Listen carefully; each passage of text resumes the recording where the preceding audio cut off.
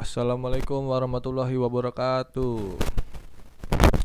Nama saya Muhammad Dafa Mahbub dari kelas 2K Manajemen NPM saya 1190203777. Di sini saya akan menjelaskan tentang profil sebuah perusahaan yang sudah multinational corporation dan divisi apa yang ingin saya masuki dan apa manfaat dari divisi itu terhadap diri saya. Saya persembahkan video ini untuk menyelesaikan UAS Bisnis Internasional dari Ibu Tiara. Kita next masuk ke slide selanjutnya.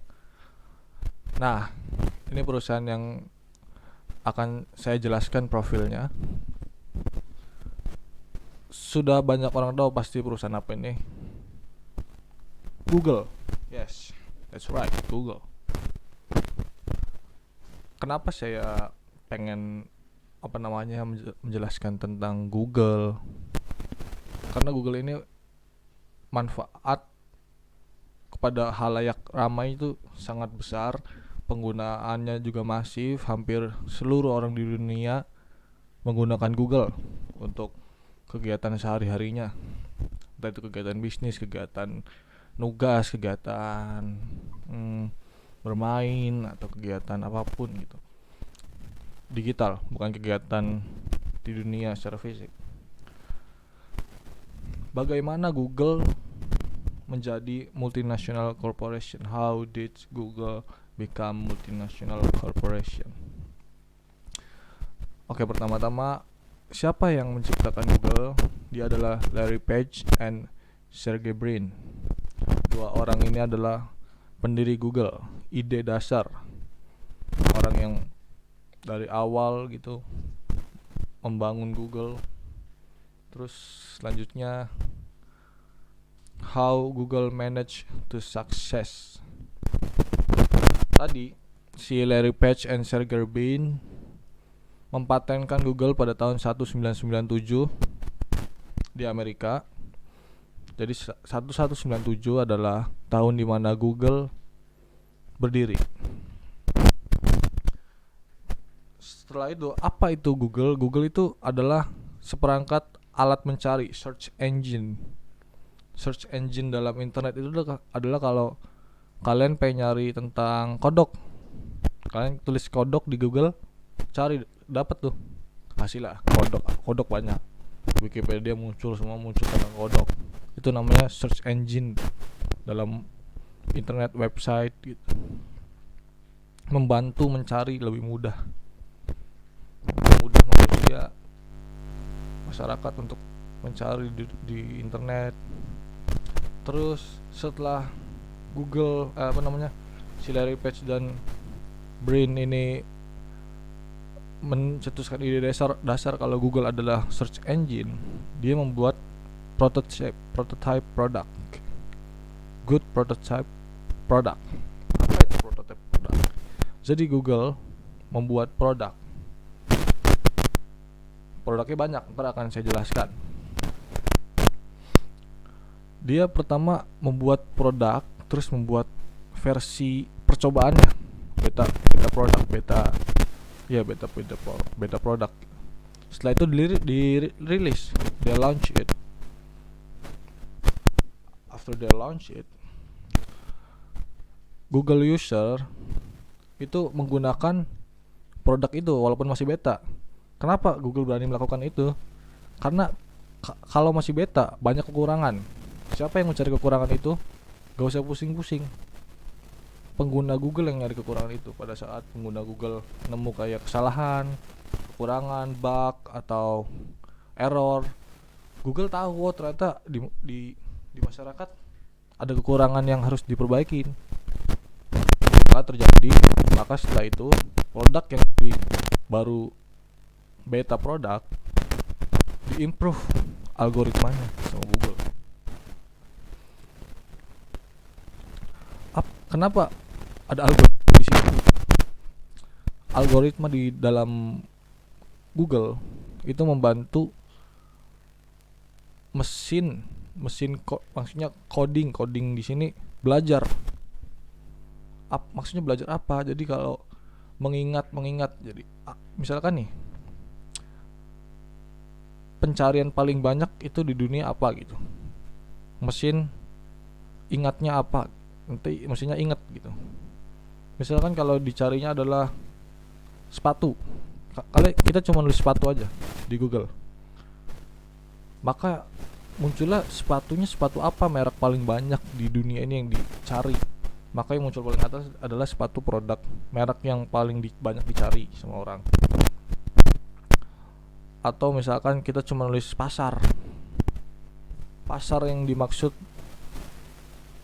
orang tersebut adalah pasar tradisional, pasar ini, teman. Google tuh bakal memperlihatkan pasar yang banyak dicari gitu di dunia ini. Jadi pasti yang muncul adalah pasar tradisional di gambarnya, penjelasan pasar, apapun itu tentang pasar.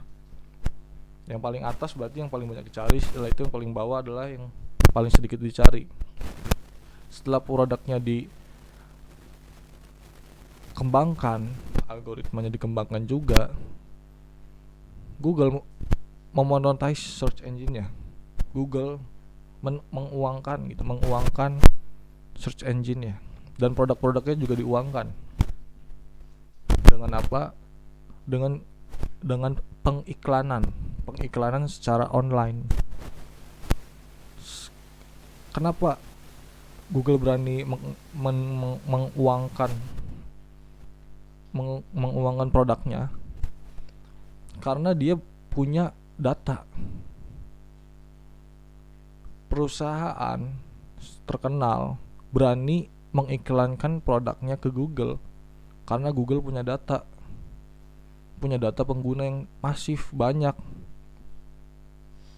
Jadi secara statistik, penggunanya itu adalah data yang dijual Google untuk dijual ke perusahaan-perusahaan besar. Terus perusahaan besar berani mengiklankan dan mencari pasar di Google lewat iklan. Google dapat uang dari cara seperti itu, menjual data. Apakah itu boleh? Sudah terjadi dari dulu. Terus semuanya nih udah nih, akhirnya Google mengeluarkan produk yang sudah jadi, produk final. Produk-produk Google itu banyak.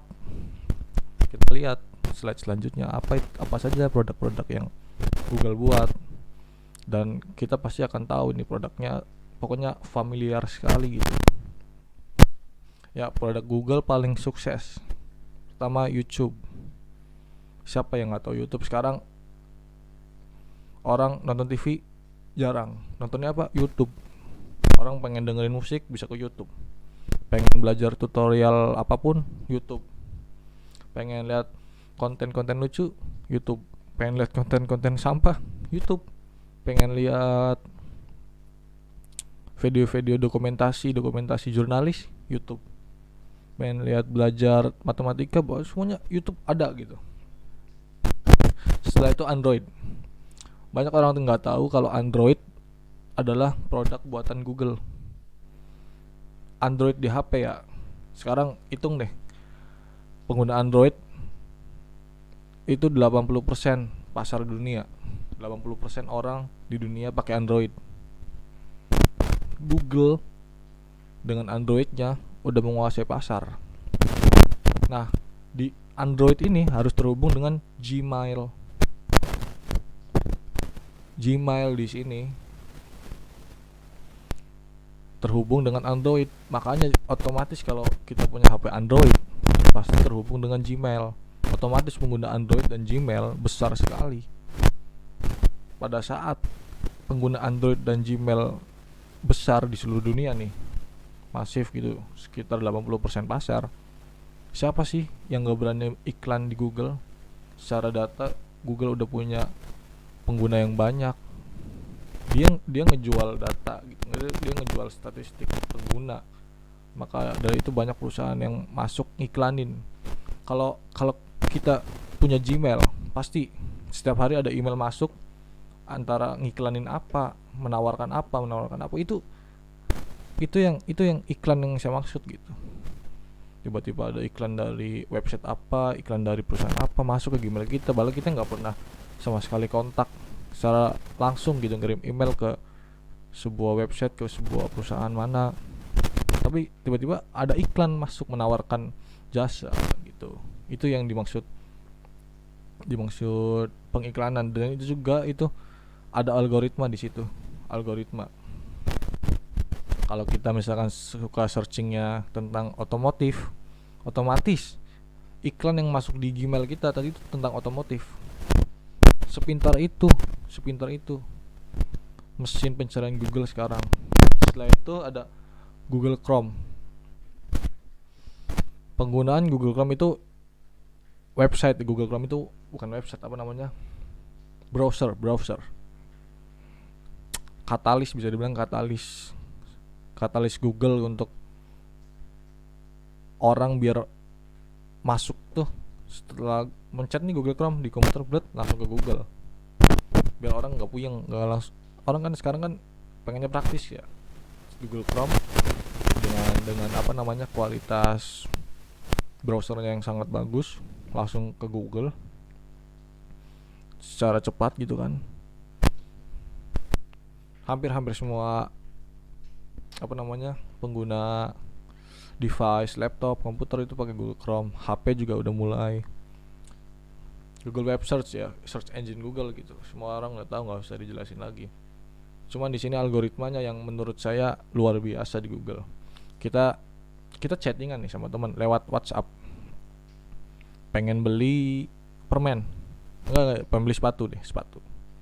Sepatunya bermereknya misalkan Adidas. Kalian akan terkejut pada saat kalian buka Google tersebut ada selingan iklan sepatu Adidas.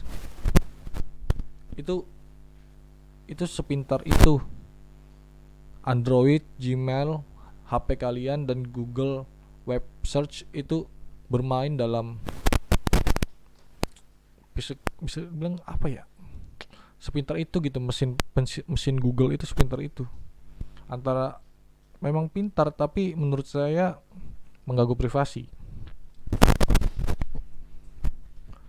Kalian ngetik search tas di Shopee, di mana pokoknya marketplace, maka secara ajaib HP kalian pada saat buka Instagram, buka Google, buka Facebook, iklannya tas semua, tas. Siapa perusahaan mana yang nggak berani iklan di Google kalau misalkan mesin pencarian Google tuh udah pintar sepintar itu. Terus Google Maps, orang pakai Maps untuk kemana-mana. Nah ini yang nomor 7 yang menurut saya lumayan mengejutkan gitu. Google AdSense, ini sumber uang Google. Banyak orang berlangganan Google AdSense seperti konten-konten YouTube, semuanya itu masuk ke Google AdSense. Ntar saya akan jelasin lagi. Ini kantor pusat Google di Amerika, San Francisco, California. Siapa sih yang nggak tahu Silicon Valley? Silicon Valley. Semua perusahaan-perusahaan ternama dunia digital itu di situ. Perusahaan-perusahaan, pokoknya perbankan, digital, semuanya di Silicon Valley, California. Nah, divisi apa yang ingin saya masukin, saya masuk gitu kalau misalkan saya bekerja di Google? Saya ingin masuk divisi advertisement, pengiklanan. Moga-moga bisa masuk ke advertisement manager gitu kan, keren. kita lihat ya, kita main data.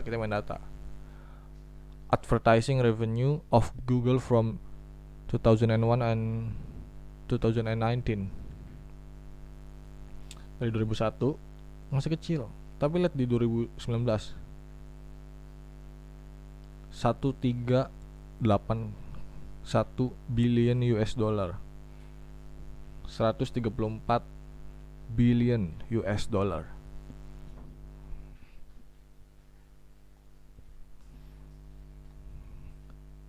Itu dari iklan.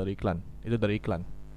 Sekarang kita lihat revenue Google menyeluruh 2019 juga 160 billion.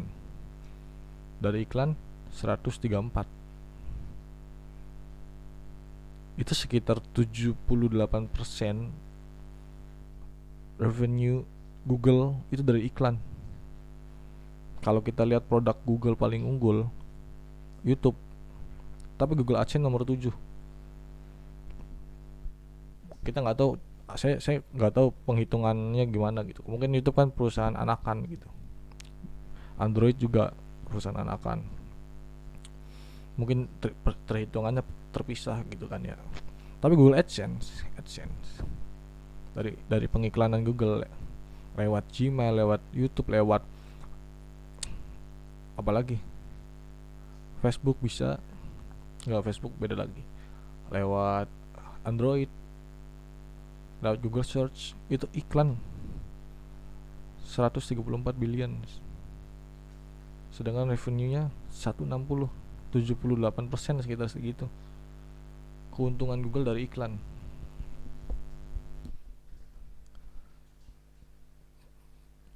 Kenapa saya pengen masuk sini? Karena dilihat dari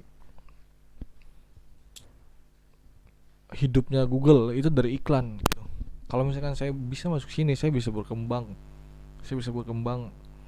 menjalani ilmu bagaimana pengiklanan secara online. Itu marketnya itu sampai 134 billion untuk Google tuh ya. Market dunianya kan 80% di Google tuh.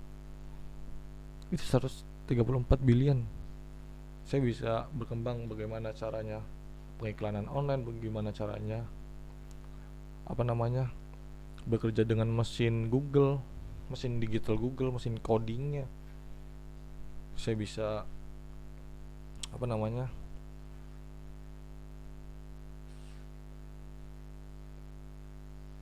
melakukan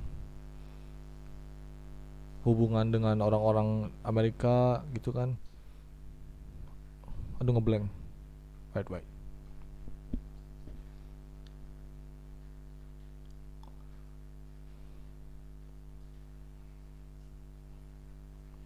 Yang paling penting dalam iklan ini adalah SEO. SEO itu adalah mesin pencarian Google untuk iklan tuh. Itu untuk iklan, sama untuk rating website gitu. Rata-rata website yang marketplace terkenal itu bayar Google biar marketplace-nya paling atas. Gas semuanya pokoknya yang pengen paling atas itu bayar ke Google dengan cara lewat CEO juga. Bagaimana penulisan kata-kata itu bisa membuat website kita paling atas. Itu lewat advertising bisa di boost gitu, bisa diterabas gitu. Mau penulisannya nggak nyambung juga bisa diterabas lewat iklan. Itu saya bisa belajar seperti itu. Kalau misalkan saya masuk sini, pengiklan digital kan wah beda gitu sama pengiklanan secara manual gitu. Karena di pengiklan digital ada mesin yang membantu, mesin yang sangat pintar. Saya bisa mempelajari mesinnya, bagaimana cara kerja mesinnya.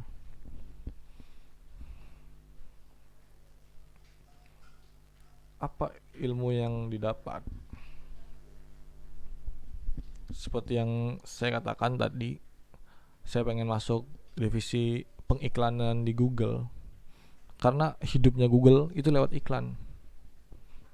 Iklan yang disebar luas melalui YouTube, Gmail, terus Android, lewat website yang bayar. Itu kan sebuah ilmu yang besar gitu. Apalagi dunia mulai digital gitu kan. Apa yang kurang dari ilmunya. Makanya saya pengen banget gitu kan. Kalau misalkan masuk ke advertisement, saya pengen dapat ilmu seperti itu. Jadi sekian apa yang saya bisa jelaskan dari perusahaan MNC Google. Terima kasih. Mohon maaf atas kekurangan saya yang masih gagu dalam berbicara menjelaskan. Sekian dari saya. Terima kasih. Wassalamualaikum warahmatullahi wabarakatuh.